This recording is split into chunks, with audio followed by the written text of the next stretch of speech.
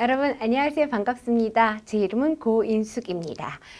직업 상담사를 위한 직업 상담 실무 2차 시험이죠. 여러분과 같이 2차 시험 중에서 직업 상담학과 심리학을 같이 공부하고자 합니다.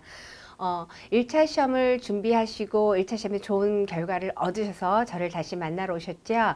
근데 1차 시험과 2차 시험에 뭐 같은 점과 차이점이 있을 거예요. 근데 2차 시험 강의는 이론 중심 강의라는 것보다 어제 여러분들 교재를 보셨지만은 이론을 전혀 모르면 안 되죠. 근데 이론적 배경은 1차에 충실히 닦았다 가정을 하고 이제 2차 시험에 그럼 어떻게 답안을 작성할 것인가 여기에 포인트를 맞춰서 여러분과 같이 공부를 해보도록 하겠습니다.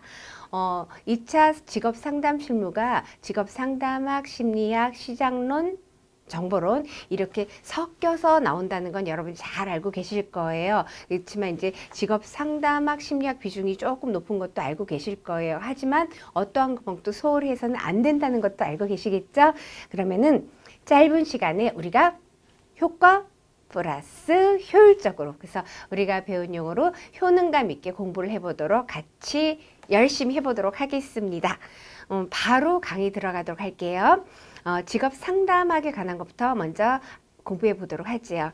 여러분들 교재 6페이지 직업 상담의 의의 있습니다. 문항별로 이렇게 쭉 강의를 진행을 할 거예요. 그래서 문항별로 강의를 진행하면서 여러분이 1차 때 이론을 잘 안다고 가정을 하고 강의를 하지만 알긴 하는데 떠올려야 되죠. 그걸 도움을 드리면서 강의를 진행하도록 하겠습니다. 일단 1번 문항에 보시면요. 직업상담의 목적 5가지를 기술하시오 이렇게 되어 있어요. 근데 이제 이런 것들이 딱딱 떨어지긴 합니다. 딱딱 떨어지긴 하는데 차라리 우리가 3번 문항에 있는 것처럼 기스버스의 직업상담의 목적하면 이용과 발달, 처치하자, 결함과 외농 이렇게 딱 그 사람이 용어로 말한 거, 고인숙이 말한 거 쓰시면 고인숙이 말한 용어를 써주면 되는데 직업상담의 목적 하나잖아요. 사실은. 근데 그 상담 목적 5가지를 쓰라고 그러니까 5가지로 늘려줘야겠죠. 그래야지만 1점, 2점, 3점, 4점, 5점, 3점을 하려고 1가지, 2가지, 3가지, 4가지, 5가지 이렇게 되는 것 같습니다. 그러면 직업상담의 목적은 뭐냐? 우리가 상담의 목적을 한번 따져보면요. 상담은 우리가 문제가 있어 상담을 하죠. 상담 문제가 있어 상담을 해요. 그래서 상담을 통해서 문제가 반드시 해결되는 건 아니라고 하더라도 우리가 문제 해결을 도와주는 과정이 상담이라는 건 아실 거예요. 그렇다면은 상담에서 문제 해결. 이것은 상담 이론에서 굉장히 중요한 거죠. 문제를 어떻게 보느냐. 문제를 보는 시각이 중요하기 때문에. 그걸 다른 표현을 하면은 의사결정에 있어서 합리적인 의사결정을 하지 못하고 앞에 B자가 붙여 비합리적인 의사결정을 하기 때문에 문제가 된다 이렇게 볼 수가 있어요. 그러면 이제 비합리적 의사결정을 하는 내담자를 어떻게 해요? B자를 빼고 그렇지요. 합리적인 의사결정을 하도록 조력하는 과정이 상담이에요. 그것이 상담의 뭐가 될까요? 상담의 목적이죠. 상담의 목적. 그러니까 합리적인 의사결정을 하도록 조력하는 과정이 상담의 목적이다. 그렇다면은 상담에서 의사결정력을 습득하는 건 상담의 핵심이라는 거 우리가 알고 있죠. 그러면 이제 직업 상담의 목적이에요. 그러니까 상담의 목적은 뭐예요? 문제를 가진 내담자를, 그러니까 문제를 가진 내담자, 비합리적 의사결정을 한 내담자를 합리적인 의사결정을 하도록 조력하는 과정이다. 이렇게 쓰면 되는데 5가지 쓰라 이렇게 돼요. 5가지. 그러면 5가지로 늘려줘야겠죠. 왜 비합리적인 의사결정을 하느냐? 왜 비합리적인 의사결정? 첫 번째, 순서는 상관없는 거 아시죠? 첫 번째, 내가 나를 잘 안다면은 내가 나를 객관적이고 합리적으로 안다면은 의사결정을 엉터리로 하지는 않겠죠? 또 하나, 내가 직업에 대한 목표가 명백한 사람이 있고 명백하지 못한 사람이 있어요. 목표가 설정되지 않은 사람이 있어요. 그러니까 상담에서 나를 갖다 잘 알 수 있도록 도와준다. 그 다음에 직업 목표를 명백하게 해준다. 뿐만 아니라 우리가 상담이라는 것은, 직업 상담이라는 것은 단순히 직업 선택, 여기에만 초점을 맞추지 않는다는 거 아시죠?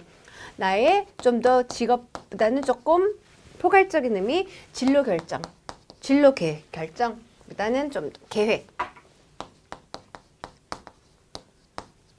진로 계획을 잘 할 수 있도록. 그 다음에 진로 결정, 진로 계획 괜찮아요. 그 다음에 이제 이거 자체가 제대로 결정할 수 있도록. 그래서 결과적으로 뭐냐? 의사결정을 증진한다라는 거예요. 이것들을 가지고 문장을 만든 것이 지금 답안에 나와 있는 거예요. 여기서 보면은 첫 번째 보시면 내담자가 자기 자신과 직업 세계에 대해서 알지 못했던 걸 발견하도록 해준다. 그래서 우리 정보론 배우고 시장론 배우고 상담학 배우고 심리학 배우잖아요.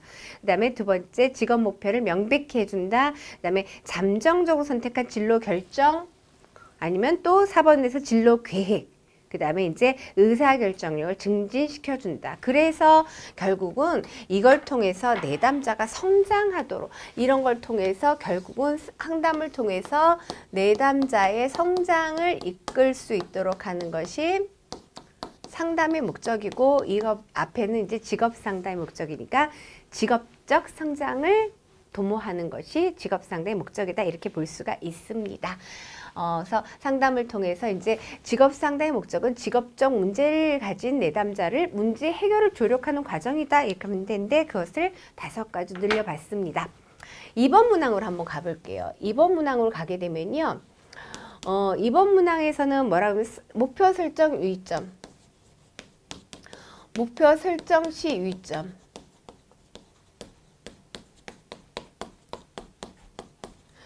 목표 설정 시 유의점이라는 건요. 목표는 그냥 이건 바로 설명 안 하고 바로 가면 목표는 막연한 것보다 어떻다? 구체성이 있어야 돼. 구체성이 있어야 돼. 막연한 거. 막연한 거는 도달을 잘 안 해요. 동기화가 잘 안 돼. 목표는 구체적이어야 돼요. 그래서 이번에 바로 동차 합격하겠다 내지는 아니면 이번 연도에 반드시 따겠다든지 그냥 직업상담사 돼야지 이래갖고는 동기화가 되지 않는다는 거예요. 그 다음에 이 목표는 누가 원하는 거? 내담자가 원하고 바라는 거. 목표는 내담자가 원하고 바라는 것이어야 된다는 거죠. 본인이 원하고 바라는 것이 동기화가 된다는 거예요. 또 하나 목표는 실현 가능해야 된다는 거죠. 공부 안 하고 2차 시험 대충 1차 본 거 갖고 가서 해야지 상담에서는 절대 항상 언제나 이런 표현은 옳지 않지만은 절대 안 됩니다. 그래서 여러분들이 강의를 들으실 때도요. 저는 이제 온오프라인 많이 강의를 하는데 오프라인에서는 그런 경험을 더 많이 하죠. 내가 이거 들어봤거든. 1차 때 알았거든. 그래서 1차 패스했는데 굳이 같이 가서 해야 되나? 아니에요. 포인트도 포인트지만은 많이 2차 시험은 정말 더 단순하게 지루하게 반복적으로 해야 되는 게 2차 공부예요. 왜요? 그 시간에 떠올라야 되니까. 시험 시간에 떠올라야 되니까. 1차 때는 대부분 선생님들이 그러진 않으시지만 내가 몰랐던 내용을 배우려니까 신기하면서도 막 모르니까 불안해하면서 열심히 들어요. 2차 때는 안다라고 생각하는데 2차 시험은 2차 직업상담 시험은 아는 게 아니라 그 시간에 쓰는 게 중요해요. 아시죠? 네. 다시. 선생으로 단소리 한번 했습니다. 그래서 실현 가능해야 돼. 내가 그냥 하지 않고 하겠다. 그거는 실현 불가능해요. 그러니까 실현 가능하게 잡아야 된다. 또 하나 상담이니까 직업 상담뿐만 아니라 상담 목표니까 일반적인 목표도 내가 원하는 구체적으로 실현 가능하게 작성하는 것이 목표 설정의 유의점이지만 여기 상담 목표니까 상담 기술과 양립 가능해야 된다. 이것이 목표 설정 시 유의점입니다. 바로 3번 갈게요. 앞서서 얘기했어요. 기스버스. 기스버스가 말하는 직업 상담의 목표. 기스버스의 직업 상담 목표. 이것은 1차 때도 잘 나왔어요. 선다형의 내기가 참 좋잖아요. 1, 2, 3, 1, 2, 3번. 딱 하나만 더 남죠. 기스버스는 그러니까 결과적으로 보면 기스버스도 직업상담의 목적, 일반적인 목적 중에서 자기가 강조되는 점을 뽑아서 이제 직업상담의 목표, 목적 이렇게 나타낸 거죠. 기스버스는 직업상담의 목표는 예언과 발달, 예발, 처자, 결류, 예언과 발달, 처치와 자극, 결함과 유능. 예언과 발달, 처치와 자극, 결함과 유능. 이렇게. 예발, 처자, 결류. 저는 뭐 이렇게 하지만은 두 문자 외우려면 꼭 뒤에까지 풀으셔야 돼요. 예언과 발달. 그러니까 직업 상담이라는 건 예언과 발달. 우리 직업 상담에서는 여러 가지 검사를 할 수가 있어요. 그런데 직업 상담에서 특히 중요하게 보는 개인의 특성에 의해서 직업 상담을 하기 특히 중요하게 보는 2가지 검사는 잘하느냐 또 좋아하느냐. 그래서 뭐야? 흥미와 적성 많이 보죠. 물론 성격도 볼 수 있어요. 하지만 직업 상담의 특히 흥미하고 적성. 그래서 많은 학자들 흥미, 적성이 맞네, 맞지 않네 문제용 나오죠. 이랬을 때 예언과 발달. 왜 흥미, 적성만 보는 건 아니에요. 근데 예를 들어서 당신은 사회형의 흥미가 있으니 상담사를 해보는 게 좋겠습니다. 이렇게 예측하는 거예요. 상담사는 성공할 것입니다. 그랬어요. 꼭 흥미적성만 보는 개인의 특성을 이제 이렇게 측정해서 특성을 탐색해서 발달을 하는 거. 그 다음에 상담사가 될 수 있다. 상담사가 되면 잘할 것이다. 그러면은 상담사가 되기 위해서는 특히 직업 상담사가 되기 위해서 어떠한 자격이 필요한 줄 아십니까? 직업 상담사 자격이 필요합니다. 그래서 직업 상담사 자격을 딸 수 있도록 처치하고 자극하는 거죠. 또 하나, 정말 이거는 정말 제가 정말 중요하게 생각하는 건데, 우리는 항상 부족한 점이 있어요. 내 안에서 부족한 점이 있어요. 그것을 채우기보다는 뭐예요? 잘하는 것을 격려하는 것이다. 그것이 직업상담의 목적이다. 그랬죠. 그래서 직업상담의 목적은 예언과 발달, 처치와 자극, 결함과 윤호. 그래서 세 가지 다 이렇게 잘 나오던 문제예요. 잘 나왔던 문제인데 예를 들어서 이런 건 일반적으로 그냥 이해만 하는 것이 아니라 5가지, 이렇게 하면 5가지로 나눠 쓰는 연습이 필요하고요. 기스버스의 직업상담 목적은 당연히 더 간단하죠. 예언과 발달, 처치와 자극, 결함과 은우. 그 다음에 목표를 설정할 때는 목표란 내담자가 원하고 바라는 구체적으로 실현 가능하고 상담의 기술과 양립 가능해야 된다. 이렇게 진술하시면 되겠습니다. 또 여러분들이 조금 실험을 할 수 있는 거 볼게요. 1차 시험에도 마찬가지고 1차 시험에 순서 맞추기 굉장히 잘 나왔어요. 순서 맞추기 굉장히 잘 나왔어요. 2차 시험에도 역시 어떤 단계, 순서에 관한 것이 자주 빈출되는데요. 8페이지로 가보도록 할게요. 8페이지 보면은 직업 상담의 목표를 끝냈으니 직업 상담의 단계를 보는데 뒤에 가서 상담 이론에서도 보면 어떤 것은 이제 이론적으로 상담 단계, 예를 들어 아들러의 직업 상담 단계라든가 아니면은 인지치료의 단계라든가 자주 나오는 상담 단계가 있기는 합니다. 근데 여기서는 지금 사법 문항을 보면 직업 상담의 단계를 6가지로 분류하여 쓰시오도 나왔고요. 직업 상담 과정을 5단계로 설명하시오. 이렇게도 출제가 됐습니다. 그러면 우리가 이렇게 둘 다 나누어서 쓸 수 있어야 되는데요. 일단은 직업 상담의 단계를 6단계, 상담 단계를 보세요. 상담 단계. 앞에 직업이니까 직업 상담 단계. 직업 상담 단계. 근데 이것이 6단계일 수도 있고 직업 상담의 단계, 상담의 단계 5단계로도 출제가 되고 여기 빈출된 기출된 횟수가 정확진 않지만 별표 하나라고 해서 더 중요하고 덜 중요하고 별표 2개가 더 중요한 게 아니라 빈출된 횟수를 썼는데 이거보단 더 출제가 돼 있었어요. 더 쳐주면 더 있어요. 근데 이제 직업 상담의 6단계. 일단은 앞서서 말씀드린 게 있어요.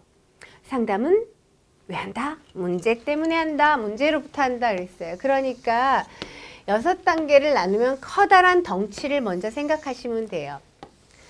상담은 왜 한다? 문제. 상담을 통해서 반드시 문제는 해결되는 건 아니지만 뭘 하는 과정이다?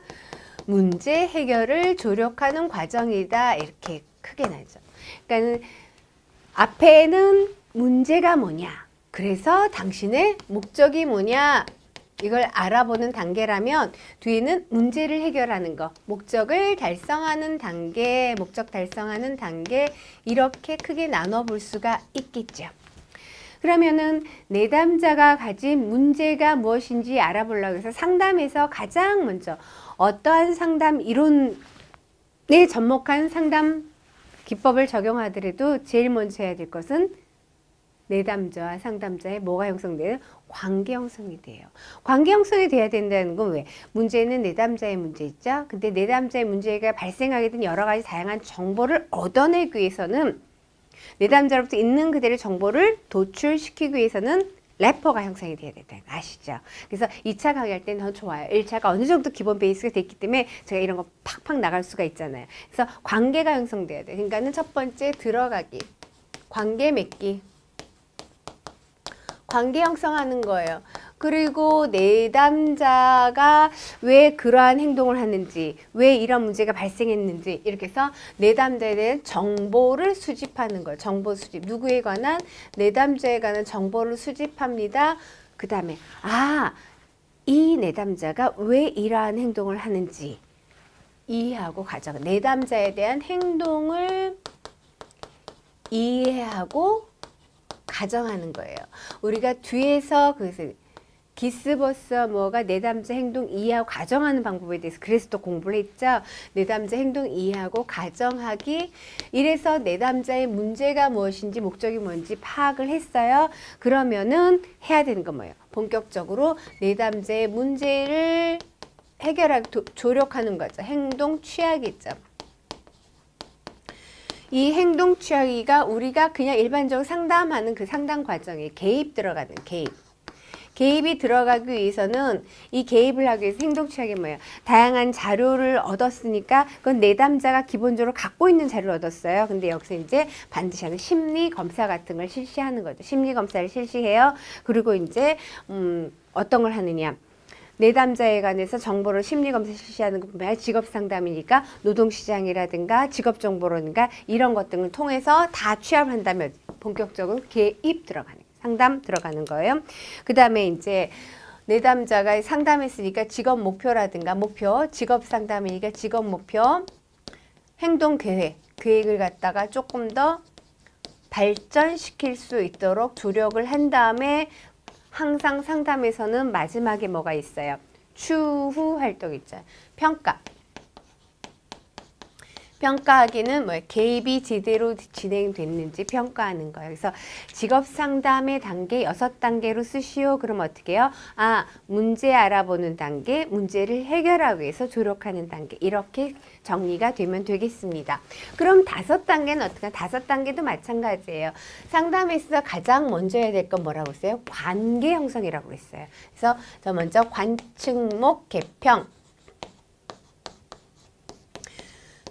관측목 개평, 관측목 개평. 그래서 1차 때도 이 관계 형성, 측정 이렇게 순서 맞추기 잘 나왔었는데 관측목 개평, 관계 형성.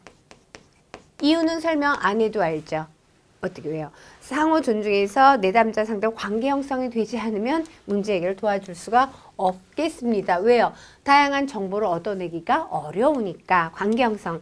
그 다음에 측정 및 진단하는데 측정이라는 것은 우리가 공식적인 측정도 있고 비공식적 측정도 있지만은 어떻게 해요? 개입할 때 어떻게 측정하는 거죠? 심리 검사를 한다든가 아니면 임상적 측정을 한다든가. 그 다음에 다음에 하는 것이 목표 설정하는 거예요. 이 내담자의 목표를 설정하는 거죠. 그래서 목표를 발견하고 구체화시키는 과정, 그것이 목표 설정 과정입니다. 그 다음에 본격적으로 개입 들어가는 거죠. 중재 들어가는 거예요.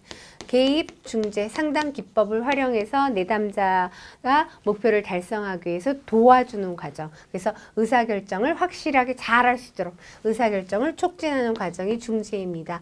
그리고 나서 항상 상담에서는 뭐예요? 추후 활동 뿐만 아니라 개입에 대한 영향, 중재에 대한 영향을 평가하는 것. 그래서 직업 상담의 목적 5단계 하면은 관측목 개평, 관측목 개평 이렇게 진행됩니다. 그래서 우리가 이제 1, 2, 3, 4, 5번까지 봤는데요. 그는 다 이제 그 기본적으로 1차 때 같으면 굉장히 찾기 쉬운 부분이고 2차 때는 정리할 때 조금 투자를 하셔야 되는 부분이겠죠. 이론은 어렵지가 않습니다. 그 다음에 이제 그 6번 문항으로 갈 거예요. 그렇다면 직업 상담사의 자질. 직업 상담사가 가져야 될 자질. 직업 상담사가 갖춰야 될 자질은 무엇이냐? 지금도 자질 4가지를 쓰시오. 그래서 자질 4가지 그랬는데 일단 이렇게 생각을 해보세요. 우리가 5과목을 공부를 했어요. 상담학, 심리학, 정보론, 시장론, 법규 이렇게 있죠. 제가 유치한 질문이지만 물어보면 왜 그걸 보냐? 그게 다 필요하다라는 거예요. 그렇기 때문에요. 근데 상담사는 가장 그거는 이제 이론적으로 지식적으로 필요한 거고요. 상담사의 기본적인 자질은 무엇이냐? 우리가 상담사는 객관적이고 중립적이어야 되는 거죠. 그리고 관계형성 할 때 얘기한 것처럼 내담자를 항상 어떻게 존중해야 돼요. 이거는 교사의 역할도 마찬가지예요. 교사도 어떤 편견을 갖지 말아야 되고 학생들을 존중해 줘야 되는 거죠. 그래서 상담자는 특히 그렇게 자기가 어디에 휩싸이지도 않고 그렇다 내담자에 휩싸이지도 않고 객관성이 있어야 돼요. 그래서 직업 상담자의 자질 4가지를 써라. 그러면 이제 근데 우리가 한 5가지 정도 그냥 공부를 해볼 거예요. 일단 상담에서 내가 열심히 직업 상담사가 되려고 지금 공부하시잖아요. 근데 내가 나에 대해서 잘 알아야 된다는 거예요. 이거는 뭐냐, 상담에 있어서 의뢰라는 기법을 쓸 수가 있죠. 그러니까 내가 열심히 도와주겠다 해서 끝까지 이 사람 책임지고 가겠다 갈 수도 있지만 내 한계점에서 벗어나면 어떻게 빨리 나한테 의뢰를 해야 돼요. 그러니까는 상담장은 자기 자신에 대해서 한계점이나 단점을 충분히 인지하고 있어야 되며, 그 다음에 당연히 존중감, 존경, 누구를, 내담자를 존경하는 마음이 있어야 됩니다. 또 하나 제가 먼저 얘기했지만 객관성이 갖고 있어야 된다는 거, 객관성. 이것은 요 하나, 두 개, 세 가지는 우리가 뭐 이론적으로 아는 것이 아니라 이런 자세를 닦아야 되는 거고요. 그 다음에 우리가 이제 공부를 해서 얻어지는 것은 심리학적 지식이 필요하다. 예를 들어서 앞서서 측정할 때 검사도구 실시합니다. 그리고 해석할 수 있어야겠죠. 내담자를 이해하는 능력도 어떻게 이해하느냐, 마음으로 이해하느냐, 인지적인 거, 정서적인, 심체적인 거, 이런 걸 이해하려고 노력하는 거. 그 심리학적 지식을 바탕으로 닦아지는 거겠죠. 또 하나 뭐가 있냐, 직업 정보 분석 능력이 굉장히 필요하다는 거죠. 직업 상담에 있어서 이 정보는 굉장히 유동적인 거예요. 그래서 직업 정보로는 해마다 바뀌잖아요. 그래서 직업 정보 분석 능력이 떨어진다면은 내담자에게 제대로 도움을 주기가 어렵겠죠. 그래서 이런 것들은 지식적인 측면으로 갖고 있는 거예요. 그래서 직업 상담사의 자질 4가지 써라. 그러면 5가지 써라. 이렇게 나올 수도 있는 거죠. 그럴 때 어떻게 하냐. 나에 대해서 알아야 된다. 자기 자신에 대해 이해해야 된다. 객관성이 있어야 된다. 내담자를 일단 존중해야 된다. 그 다음에 심리학적 지식 상담사니까 그 다음에 직업정보 분석 능력이 있어야 된다. 이렇게 정리를 해보면 되겠습니다. 자, 이 시간에는 일단 여기까지 할 거예요. 잠시 휴식을 한 다음에요. 본격적으로 상담 이론 공부해 보도록 하겠습니다. 고생하셨습니다.